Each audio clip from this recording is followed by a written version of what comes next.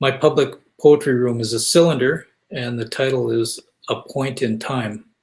A point. It's for me.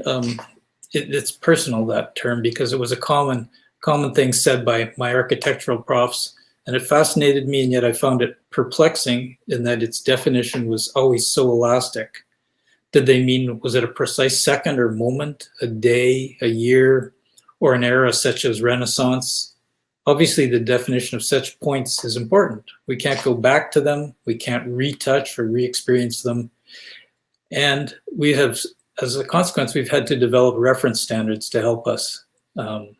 Days of the week, months, years, calendars, logs, diaries, history books, etc. I later had a flash of understanding about the flow of time and our inability to revisit it when I came across the words of the ancient Greek philosopher Heraclitus. He said, you cannot step in, and I guess this is paraphrasing because I don't know if they have the exact words from back then, but he said, you cannot step into the same river twice, meaning that the world constantly changes and no two situations are exactly the same.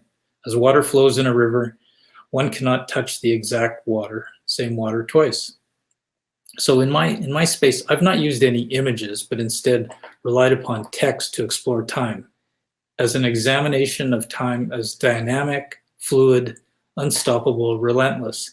This is achieved through combined use of movement and pauses on the floor and the cylinder wall, the speed of the sequencing, scale and scale changes, and strategic focus or highlighting of keywords and the interplay and coverage of surfaces with the poem's text.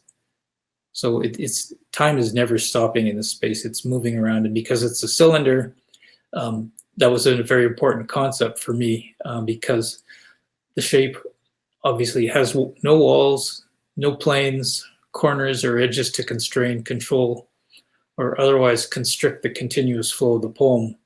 The words are a river of words flowing relentlessly into the future.